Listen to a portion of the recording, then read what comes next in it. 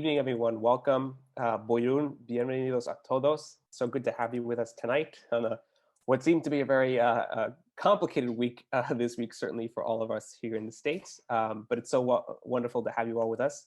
For those who don't know me, my name is Ethan Marcus. I am the Director of Communications for the Sephardic Jewish Brotherhood of America, the national umbrella organization working to connect and rebuild the Ladino-speaking Sephardic communities throughout the United States. It's really such a pleasure to be here in partnership with the Sephardic Young Professionals of Seattle and the Greek Jewish and Sephardic Young Professionals Network, both networks we work very closely with that are our communities to connect the young next generation of 20s and 30s throughout the United States of Sephardic heritage. We're very honored and privileged to have not only a friend to the community, but also a personal friend of mine, Mr. Joel Benoliel here tonight, our third speaker in this wonderful series. Just to give you a little bit of background about Joel, who's just, done so much wonderful things for our community. Joel Benoliel retired in 2014 after 22 years as Senior Vice President Administration and Chief Legal Officer at Costco Wholesale Corporation. A native of Seattle, Joel earned both his undergraduate degree in political science and his JD at the University of Washington. After 7 years of general law practice at the firm McDonald, Hogue, and Bayless in Seattle, Joel joined the Jack A. Benoliel Company as its vice president and general counsel in 1978, until the company was sold in 1984. From 1984 to 1982, Joel worked as a commercial real estate developer with Trammell Crow Company, and later as a founding partner of Spiker Partners. In 1992, Joel joined Costco Wholesale to run both the legal and real estate development departments. He was later promoted to senior vice president and served on the company's executive committee for 21 years, having responsibility for compliance, membership, and marketing, travel, business delivery, and community relations, and charitable giving during that time. Joel also served as a trustee of the Seattle Children's Hospital from 2008 to 2019, and has been active on many local nonprofits, primarily focused on health and education of children. He served as an active alumnus of the University of Washington School of Law for decades, and currently co-chairs the Advancement Committee of University of Washington Law School, and now serves as the chair of the Board of Regents of the University of Washington. Joel, it's so wonderful to be with us tonight. Whenever you're ready, just unmute. Thank you, Ethan. Thank you for that wonderful introduction. I'm just going to make one slight correction. Of course. For something that's a little out of date. Last month, I handed off the gavel, so I'm no longer the chair on the University of Washington Board of Regents. I'm now just one of 10 regents. But other than that, your recitation was perfect. Well, congratulations then on finishing your term in Thank office. You. And it was a remarkable year to be in the chair. We had 10 meetings, and 4 of them were in person. So we became very adept at running the university from a distance, and it continues, unfortunately, just as we are meeting here tonight in that virtual way. But Ethan, it's nice to see you again. We miss you out here in Seattle. We enjoyed that wonderful year that you spent with us. You lit a lot of bonfires, and all positive, all good. And we were sorry to see you go. That's really kind, Joel. Thank you. And hey, listen, lighting bonfires now is to take them to the next level, which we're still working on. So as we say in Ladino, avagar, avagar. So let's jump right in. First of all, we have a couple of questions for Joel, and then we're going to open it up to the floor. People have questions. You can feel free throughout the conversation to type them into the chat, and we'll try to get to as many as we possibly can. So maybe, Joel, we can start out by giving us a little bit more of an in-depth background about your professional experience, starting from the time you spent at UW Law all the way up to your time at Costco and then eventually the Board of Regents. Yeah, so I like most of my classmates, graduated from law school. I had been a law clerk in a local Seattle, small Seattle firm. Was very comfortable there. Felt that I would probably stay there for a long, long time. And after a few years, became a partner, and was really not looking to leave the law practice. I had a nice practice after 7 years and was enjoying myself. And one of those unexpected forks in the road occurred, one of those opportunities that you're never really completely prepared for. I got a phone call out of the blue from a man whom I had known only by reputation, a Sephardic leader in the community who ran a family commercial real estate business. He was a household name, but I had never met him. And he said that he had gotten my name in the community from other people and wondered if I'd be interested in coming in-house with him because he was looking to make a change in his in-house counsel position. And to be honest, I only went to the interview because I was curious about meeting this man who has since passed away. It just turned out to be way more interesting than I expected it to be. And make a long story short, after a couple of meetings and some delays, we reached agreement and I retired from my law firm and became an in-house counsel in the Benoliel company, which at the time was the largest commercial developer in the states of Washington and Oregon, family owned, and had a terrific run, another 7 years. You'll see the 7-year theme is a pattern in my career.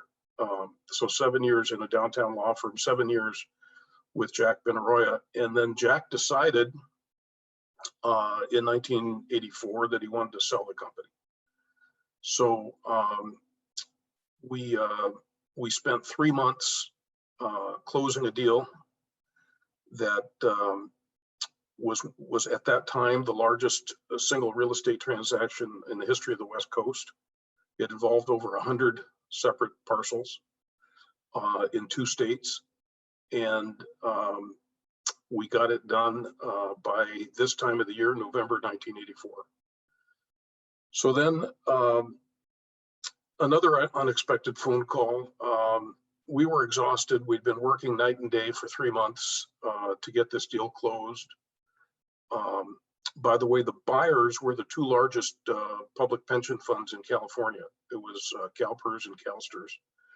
And they felt that the deal was too big for either one, so they took half each. And they brought in Trammell Crow Company from Dallas, big national real estate developer, to act as the managing partner. So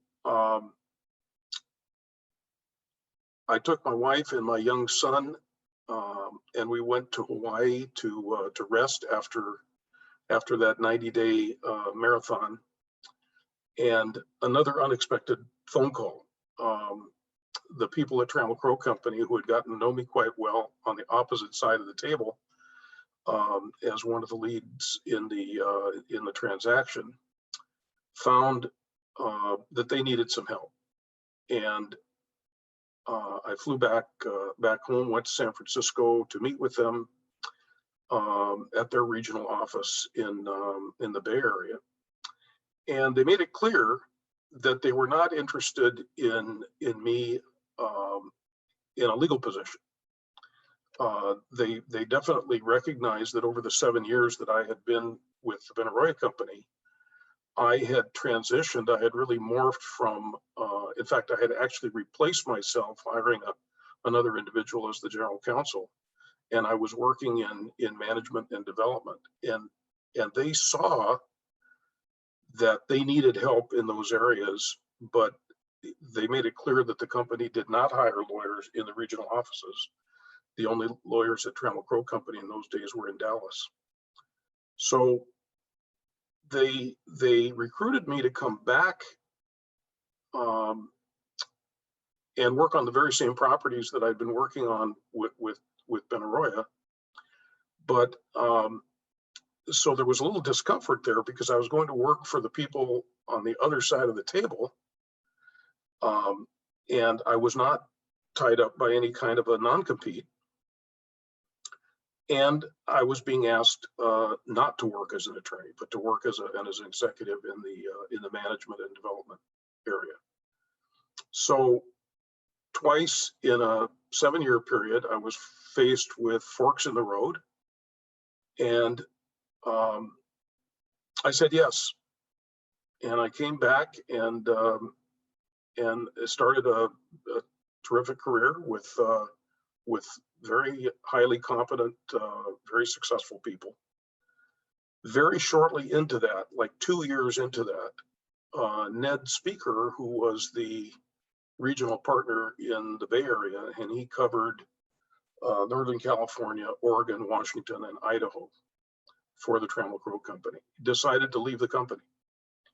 And without going into all the internal politics involved, he got us all into his living room for a partners meeting and said, I'm leaving, how many want to come with me? And 9 hands went up, including mine. And so we found ourselves starting a new company. And we had a very amicable departure from the Crow Company. Some other people in other parts of the country were also choosing to go that route, and it wasn't as amicable. So I was glad to see that that we were able to do that. So we started a new company called Speaker Partners, and so from the time that Benoliel sold until 1992, you guessed it, that was 7 years. So that's the third length of 7. I was recruited now to make another unexpected choice by the founder and chairman of Costco. History repeats itself. Once again, I was on vacation in Hawaii and got a phone call from the late Jeff Brotman. I had known briefly. He was graduate of the same schools that I went to, but he was a little bit older than I, and had graduated from law school before I got there. But we had crossed paths in business, and he said almost verbatim what Jack had said to me 14 years earlier. We're making a change in our legal department, and would you consider coming in and talk to me about it? From that, I made another radical turn in my career. I left the partnership that I had helped form in 1987, and we were doing well. We were building commercial and industrial real estate all over the Pacific Northwest. I had a number of people that I had recruited, and yet the opportunity at Costco seemed irresistible to me. I never thought of myself as a person who flittered around. I was very conservative, and in the sense that if I started doing something and I liked it, I wasn't going to change. But Jeff was very persuasive, and the company was 9 years old already, and had the end of that year, I started there in June of 1992, and at the end of that year, we had just under 90 locations across the country and in Western Canada. So I made the leap and became general counsel and head of real estate development for Costco. And then a year into that, another unexpected fork in the road. The company entered into an agreement to merge with their chief competitor, who was the Price Club out of San Diego. Many of our executives had worked at Price Club for a gentleman by the name of Saul Price, and who was the founder of the industry, of the wholesale membership industry. And they had left, and many of them had reconnected with Costco coming up to Seattle to start the new company. And now, 10 years into Costco's history, we were starting to bump into each other as competitors. And we were fierce competitors, but respected each other very much. And many of the executives I worked with had worked with the people in San Diego. So it was when they made an agreement to merge, we automatically doubled the size of our company overnight.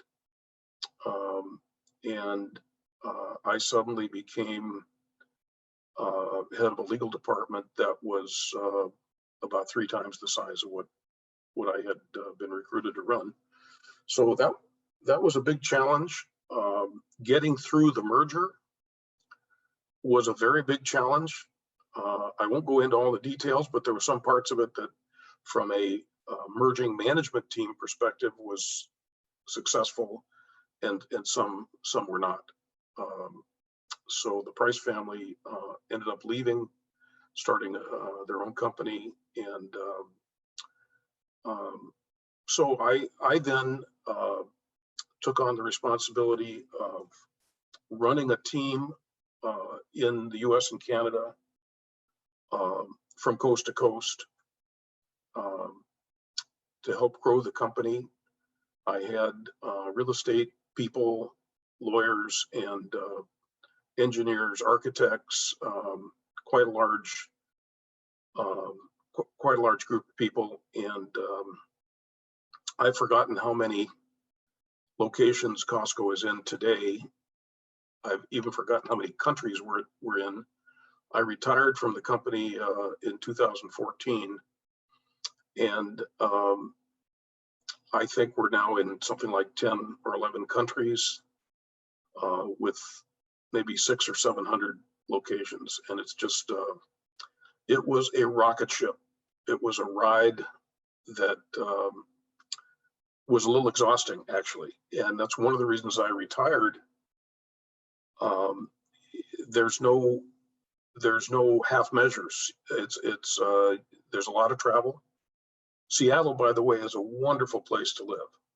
It's a horrible place to headquarter a nationwide company, because if I was working on the East Coast, it cost me 2 days of travel just to get back and forth. It was a very exhausting, I was on the road 3 weeks a month. I jokingly say that I left home when my son was 14 and came back when he was 24. And it's there's some truth to that, because I was on the road a lot, and it takes a toll. So why don't I stop there? I just want to say, before we start taking questions, I just want to say that I feel like I am a walking, living example of how education can transform a life. I came from a working class family with 5 children. Today, I think we would look back and say we were part of the working poor. I got no help from anyone to go to college. I had to work my way through, do it myself. And the education that I got at a public university put me in a position to take those phone calls, to be open-minded when opportunities arose. I look back at the course of my career, and you say, well, it's there has to be some mazal involved, some providential intervention, because for all the opportunities that came my way, completely unpredictable, completely unexpected. But I just say that's why my wife and I invest in scholarship funds. I have a scholarship that I've endowed at my alma mater, University of Washington Law School. She's done the same at her alma mater at Seattle University, because we believe in the transformative power of education, that people from lower and lower middle class backgrounds can achieve anything in our country if they're given an opportunity for education. So we've put our money where our hearts are in this particular instance, and it's one of the most rewarding things we've ever done, because we've gotten close with many of the people that we've helped through our scholarship funds, and wonderful future leaders in our society who literally would not have a chance without education. So I'll get off my soapbox. Take your questions. Joel, beautifully said, honestly. I mean, I think we can end right now. No, I'm just kidding. Great. So if anybody has any questions, please enter in the chat. We already have a few here. Before we jump to them, I have one actually follow-up question, because you kind of hinted at it. Could you maybe speak a little bit about how you think your Sephardic heritage and your growing up in a Sephardic community, Sephardic household, kind of influenced your drive to go to law school and become kind of a corporate entrepreneur? You know, I had role models. I didn't have to look beyond my neighborhood. I didn't have to look beyond my first cousins. I came from a large Sephardic family in Seattle, and I followed in the footsteps of many of my cousins in going to college, and at least one I followed in going to law school, and some of the others followed after me. So there was a strong sense of the power of education, even within that I saw growing up, because I was on the younger edge of the in the ranks of the first cousins. My mother was one of 8, with 5 brothers and 2 sisters, and all of them had families, and all of them pursued higher education. So I was on the younger side of that group of first cousins, and I definitely had those role models.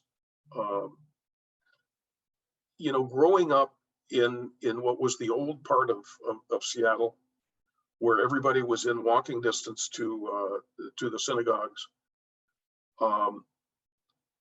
I could walk within a mile radius. I probably had 7 or 8 aunts and uncles.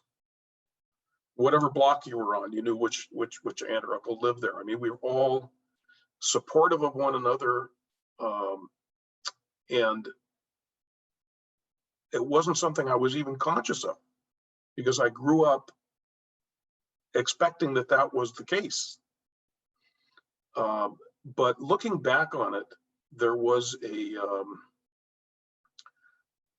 very strong support system that benefited us, and as I say, the role models that we were able to follow.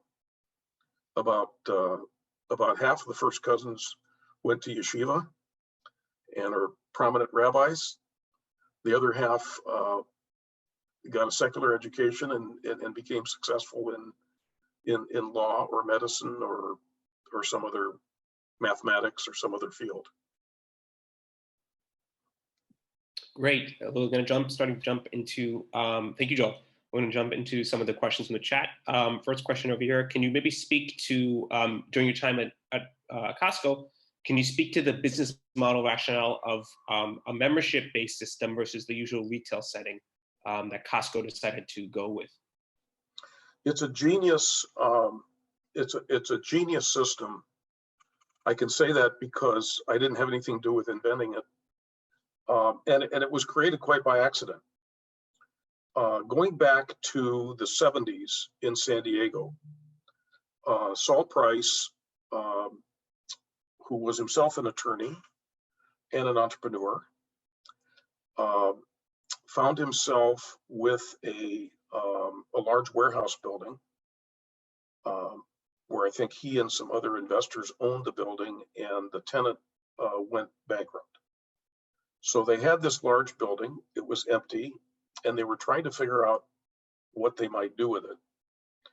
And somebody had the idea that there was an opportunity for a cash and carry for business to business, catering to small business people who were paying a tremendous premium to buy products from distributors. So if you had a small corner grocery store and the only place that you could get goods to sell in your small grocery store was from distributors, they would drop it to your location by truck and they would charge you a very high price.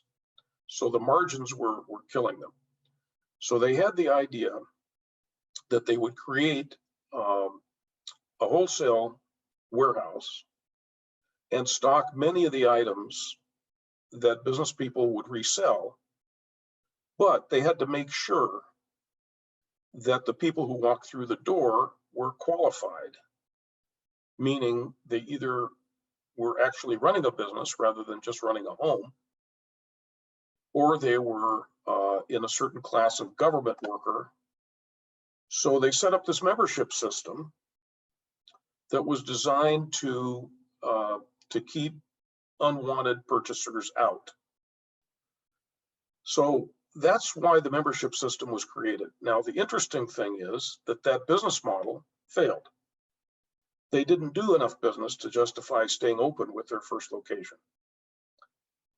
And necessity being the mother of invention, they said, well, rather than close it, why don't we open it to the public and we'll create 2 levels of membership. We'll create a wholesale membership and what they called a gold star member, which was a homeowner or just an individual retail purchaser. And we'll charge a premium if you want to come in and you don't have a business license. We'll charge you a membership and then we'll charge you a premium. You pay 5% more than the price that a wholesale customer pays. That was the beginning of the Price Club. They started in 1976. And when they made that change sometime in the later 70s, it went boom. It became extremely popular. And they then started expanding all over Southern California and into Arizona, and became known as the Price Club. And so at some point, I don't remember what year it was, but at some point, this distinction between the wholesale member, the 5% distinction went away. And more, while they continued to cater to and to service wholesale members, the predominance of people like you and me just coming in to shop took over. And so the merchandise selection changed, and it became, over time, it became a retailer. Now I should add that the membership fees that they collect on an annual basis have become so huge that it represents the whole of the profit of the company. So another way of saying that is when you pay for your membership and then you buy something, you're paying at cost. It's basically all the overhead and other expenses loaded into a price, and it would be a break even for the company if they didn't have membership fees. So they're making huge profits, but it's all in the membership fees. That was, again, not intended, but that's just the way it worked out. I mean, it's kind of incredible that you say that. And maybe just to follow up on that, we've seen a lot of development with membership-based services, particularly through Amazon and other major technology-based retailers developing over the past 10, 15 years, especially even in your time, even before you retired in 2014. I'm sure you've seen the development here as a major change. How is Costco adjusting to the future of this? And is there fear that wholesale in-person companies like Costco have a real threat when it comes to challenges vis-a-vis internet competition and other major competition outside of the traditional kind of club, price club setting? Well, Costco's doing very well in the competition with the Amazons of the world. They're doing it three ways. One is they're continuing to do extremely well in the basic business because people love the value, they love the quality. Secondly, they've opened a second kind of business called a business center, which has a delivery feature, and that's a pure business to business play. I ran that division as one of the last things I did before I retired, and that's growing very rapidly. So what they discovered is that the wholesale member was feeling crowded out. It's too much of a retail play now, and they want to go and not be trampled by crowds when they're buying their cases of this and cases of that. So we now have a business center that in most major cities, and so we're catering directly to that wholesale customer. And the third is that they've gone into online retailing in a big way themselves. They've put tremendous, it's the fastest growing side of the company right now is Costco.com. And so that's three things that they're doing to weather the storm of all the competition. And obviously, if you look at the way the market is supporting the stock price, it's working. Could you maybe speak a little about some of the biggest legal or real estate development challenges you encountered while in your time at Costco? How did you deal with them? What were they like? Especially in such a large scale. I'm sure it's much different from something much more local. By the time we got to a city where we wanted to build, all the easy sites were done. They were already found and developed. And in terms of the competition, we had fierce competition from all the big box retailers who were all expanding at the same time. And it could be Home Depot, it could be Lowe's, it could be Sam's Club, it could be BJ's. Lots of retailers, big box retailers across the country. Some have come and gone. But every single site we worked on, all throughout North America, and including all over Canada, there was fierce competition. And when you need 15 acres, it's hard to, you don't sneak up on anybody. It's different than if you're trying to cite a Starbucks store. You can go into a place that would be suitable for 15 or 20 different kinds of retail. With us, we had to go find usually a vacant parcel of between 13 and 17 acres. And I'm not just patting myself on the back because it was me, but anybody in that position who was doing what I was doing would tell you it was an extremely challenging job. Then, once you find a spot that works physically and you are successful in negotiating a price that the seller is willing to accept, then you have to deal with the permitting process. And neighborhoods who love Costco and want to shop there don't want a Costco in their neighborhood. They want to drive to it. It's not in my backyard. And so you then start the hearings in the planning commissions and the city council and the rezoning. And every single project that we did, hundreds of them over the years, involved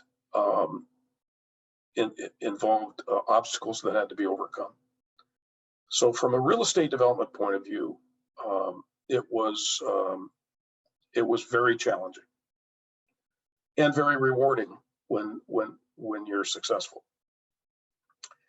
Let me say a little bit about the legal side, because you asked about the legal side as well. My job was made easy as a chief legal officer for a company because we stressed from the very lowest entry-level position all the way up to the C-suite: honesty, integrity, transparency, taking care of our members, taking care of our employees, taking care of our suppliers. We had these mantras that we preached to each other all the time. And it was a very rare instance where I found myself defending something that was indefensible.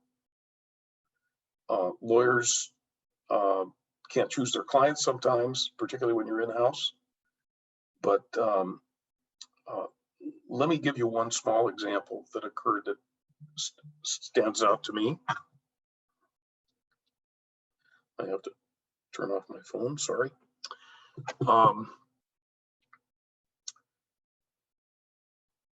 We were selling, first of all, let me explain that many manufacturers could not knowingly supply Costco because it was known that we would heavily discount the product. So if they were selling shoes to Nordstrom, they couldn't openly sell the same shoe to us because Nordstrom would complain that Costco down the street has the same pair of shoes for 50% of what they're charging. And so this is an industry-wide problem. All of the manufacturers that wanted to do business with wholesale clubs many times had to do it through a third party called a diverter. So diversion was a huge industry where Costco, as an example, would buy product, branded product that that customers wanted, but they couldn't buy it directly from the manufacturer. So, for example, somebody would go to a manufacturer of fine china and say, we're going to be shipping this to South America. Well, in fact, it didn't get shipped to South America. It got sold to one of hundreds of different companies in the United States. And it was perfectly legal. It was just called diversion. And everybody knew what was going on. The manufacturers had plausible deniability because they could say, when Macy's called and said, how is it that this dinnerware that we're selling is being sold by Costco for half price? The answer is we didn't sell it to them. So we had a large quantity of Waterford crystal that was offered to us by one of these third parties. And our buyers investigated it and they made the buy. And we brought this Waterford crystal into our buildings. It included goblets and all kinds of glassware and beautiful carved vases and so forth. So we got a call one day from Waterford. And they said, we think the product that you're selling is counterfeit. We don't think it's genuine. So we said, okay, we're going to pull it. We took it all off the shelves and we asked for their help in testing it. And they tested the product and they said, yep, it's counterfeit. Well, we were duped. Well, we had the advantage that we have a membership system. So every time you go through the register, every item that you buy is recorded somewhere. It's in a computer that ties Ethan's membership number to purchasing an item number. We were able to go to every single person who had bought that counterfeit Waterford crystal and offer them the opportunity to return it. And we made a deal with Waterford, thanking them for calling it to our attention. that we would supply the actual item to any member that asked for it at no charge. Just bring back one, we'll give you something that has a Waterford seal on it. We did that. Now, interestingly enough, a large percentage of the people who had bought the items never wanted to bring it back. They just said, perfectly happy, it's beautiful stuff, doesn't break. I don't care that it's not genuine. The price I bought it at was terrific. About 70% didn't return it. Those who did, we acquired replacement goods from Waterford and resupplied the customer. When it was all done, Waterford called us. They said, we have never dealt with a company as honest, as full of integrity with the way that you guys handled this. There was no denial. There was no fight. You relied on us. We told you it was counterfeit. You took our word for it. We would now like to put Waterford in Costco stores. And that began a relationship which lasted for as long as Waterford was still making crystal. That we had it in our stores. It was legitimate product and it was supplied directly by a manufacturer. I use that vignette when I teach classes on ethics and integrity because it pays dividends. It isn't just for the mitzvah of doing the right thing. It's because in business, it's the long race, and your reputation is something you can only lose once. So I was blessed that I was working in a company where from the top to the bottom, this is the way we behaved. And as a result, I didn't end up in court very often.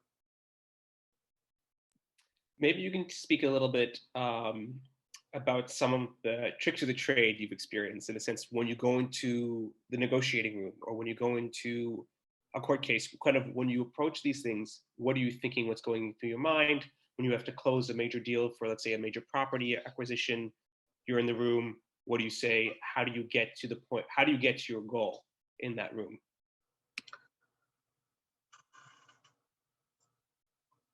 There are many people I've observed over the years who have been very successful with a negotiating style that's quite different from mine. So what I'm about to describe to you as the way I negotiated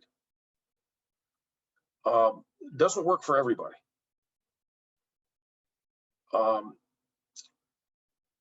I was the type of negotiator that wanted to be completely comfortable and open and come in and say, you're asking $15 a square foot for your property.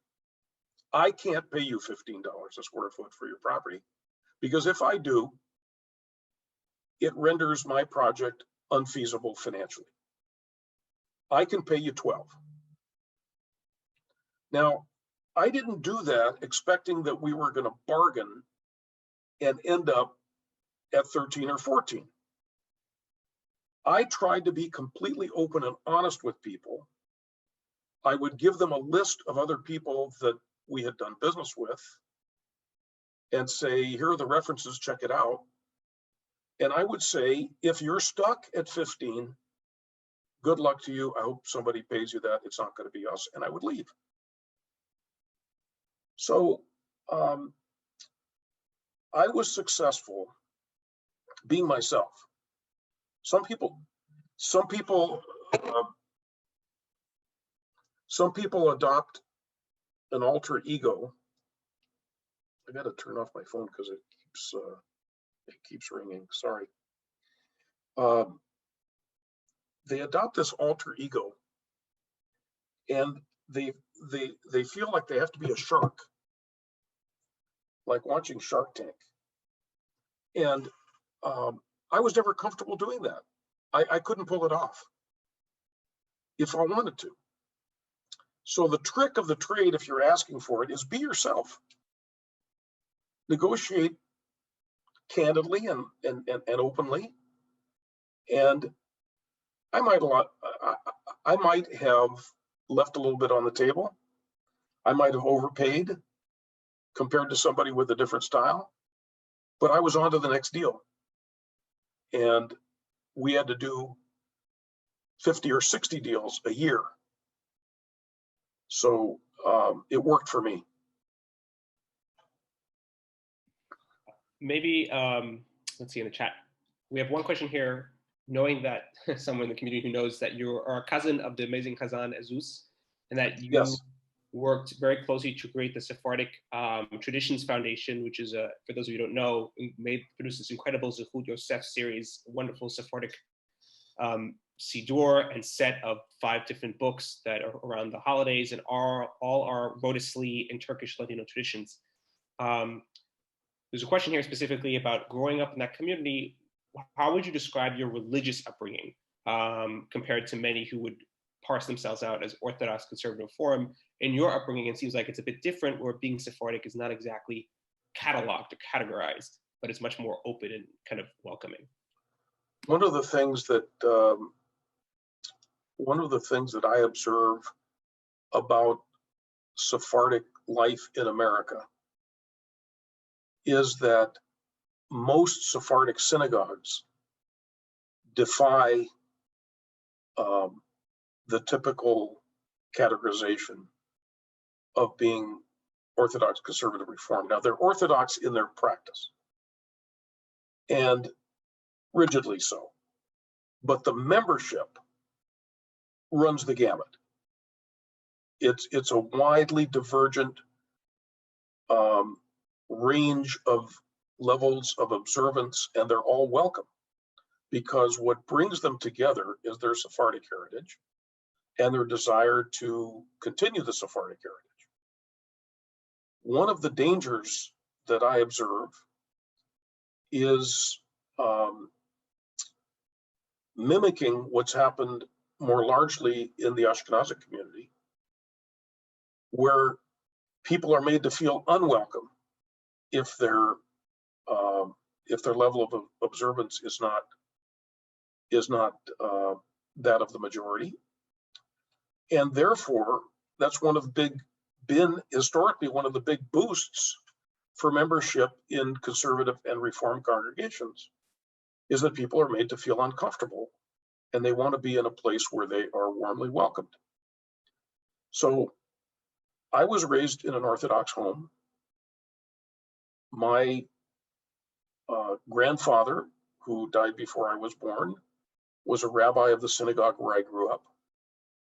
My mother's father, my mother's younger brother, who recently passed away, Rabbi Solomon Maimon, was my uncle, my kitado. And so I grew up surrounded by Jewish leadership. My oldest brother is a Sephardic Rosh Yeshiva, and yet we're brothers in a family where I chose a business career. I didn't go to yeshiva, and what I argue for is a big tent, that welcomes everyone and understand that our Sephardic heritage makes us unique in the world, and it's a heritage we should understand better and promote. And that's why I've been active, both with supporting my cousin in bringing those books to life, which we started in the year 2000. Zoho Yosef that you mentioned, I'm very honored to say is named for my father. Joseph Benoliel was my dad, and we named Zoho Yosef for him. And the second book that was published, which was for the Shalosh Regalim, was called Zichron Rachel, and Rachel was my mother. So I'm one of the proudest accomplishments of my life was co-founding Sephardic Traditions Foundation, and having my mother and my father's names permanently enshrined in those books. Certainly one of the greatest impacts, the modern impacts of the Sephardic communities in the US. I can name almost every single one of our affiliated synagogues with Sephardic Brotherhood uses them. So I cannot say enough how I think personally grateful I am for that, but also I think our communities are certainly grateful for that wonderful resource. I have to add one Sure. personal note on that.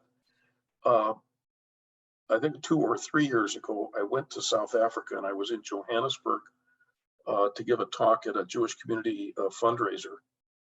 And I asked them to direct me in Johannesburg to a Sephardic synagogue for Shabbat. And they did, and I went there and I walked in and there was Zoho Yosef, our prayer book with my father's name on it from Seattle, and I'm in Johannesburg, South Africa. I understand it's also being used in Cape Town, but that was a moment for me. Incredible, and it's like such a beautiful thing that the Rhodesley synagogues in Johannesburg and Cape Town are still connecting these, and we're now in fact in touch with them. So we're trying to kind of bridge that gap in our networks, and Zoho Yosef is just another way to kind of bridge that gap, which is wonderful. I wanted to. There's a great story you told to me before. We've gotten the questions many times, and I'm sure you've gotten this question many times. So those who go to Costco often see there used to be kosher hot dogs in the Costco market, and then all of a sudden, poof, they're gone. In the food court, excuse me. Maybe Joel, you can mention why a little bit of the story behind this, about the story behind the kosher hot dog and how it came to be at Costco. Well, the truth is that it was never truly kosher because it was served in an unkosher restaurant with a bun that had milk in it, but the two brands that were the Hebrew National and the other brand, I'm not Sinai. When we merged the two companies, one was serving Hebrew National and one was serving Sinai. So they made the decision that they weren't going to cut off either one. And the hot dogs at the merged company were supplied jointly by the two companies. Some locations were Sinai, some were Hebrew National. Well, one of those companies was purchased by a national food conglomerate and decided to get out of the kosher business. So the processing plants and the slaughtering facilities were out of date, and they didn't want to invest huge new money in it. And they just made a strategic decision to get out of the kosher business. So the company Costco made the decision that they did not want to have a sole supply, that it was such an important item. It was such a signature item for the company. They didn't want to be in a position where they only had one supplier, because if that supplier was unable to continue, they'd be done. So they looked into what they eventually did, which is to start their own meat plants, producing their own all beef, high quality hot dog. And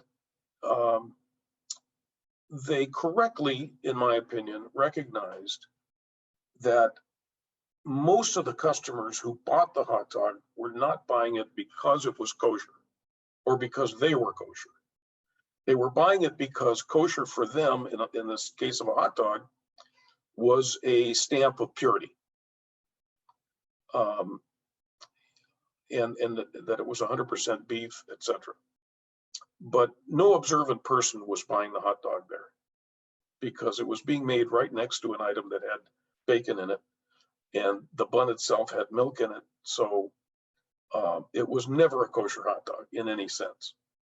But the one they serve now is a Kirkland Signature house brand all beef hot dog, and it is by no means kosher, but then the other one wasn't really either.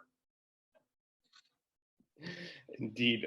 No, it's I remember you always told me the story about how you had the discussion with the board and you were telling the board members, I mean, the reality is it's not actually kasher, and anybody who would even be considering it wouldn't eat it anyway. It was just Exactly. They were worried that they would lose business because it wasn't a kosher hot dog. And in fact, there were a number of people in Florida and in Southern California who wrote nasty letters and said, it's the only place I can get a kosher hot dog. And we were not sympathetic. Oh my goodness, amazing. Well, I think we're coming to the end of the program, but I want to take this moment to thank Joel so much for taking the time out to speak with us. And thank you all so much as well for joining us. I know it's quite an interesting week for everyone. Hope this provided a little bit of respite from the politics of the day and a bit more, just something fun and interesting and hopefully enlightening for you all. Next week, we're back also with our fifth of the week with Dr. Efrat Sofer, who is a member of the Jewish Diplomatic Corps of the World Jewish Congress, who does a lot of amazing programming and Jewish diplomatic advocacy with the World Jewish Congress based out of London. So you should join us next week for a special talk discussing politics in the state of Israel and the Middle East. So it should be fascinating. And I want to thank Joel again, and thank you all for joining us. If you're interested in finding out about more programs we do through our Sephardic Digital Academy, please check out sephardicbrotherhood.com/Sephardic Digital Academy. And I think we have, oh, I'm sorry, I missed one other note. Rabbi Hadar, is that you? Yeah, it's me. It's me. How are you? Good. I'm looking right at you, and it's awfully nice to see you. Yeah, Been too long. This is your son, I assume. Yes, this is actually, this is not just my son. This is my son who knows the Zoho Yosef inside and out. He's perfect. And hopefully he's going to come do a little bar mitzvah in Seattle at some point too. Mashallah. We look forward to it. We'd love to see you there. I just wanted to say thank you publicly. When I was at Perkins Coie as a 2L, and you invited me to the Costco headquarters, so I can come and see your work over there and actually have a chance to have a mini day of internship with you there to see what's going on. So I wanted to share with the crowd as well how you gave opportunities to other people in the Sephardic community. And I only reached out to you as just a young Sephardic guy there, and you reciprocated so beautifully. So I want to thank you and share that with everybody as we're all looking towards Sephardic leadership and how we can all build each other. It's my pleasure. It's nice to see you, Rabbi. Rabbi, thank you so much for that beautiful anecdote. And Joel, thank you again so much for being with us this evening. Thank you. It's my pleasure. We'll be back next week, all. For everybody else, have a wonderful evening wherever you are. Thank you. Shalom uvracha.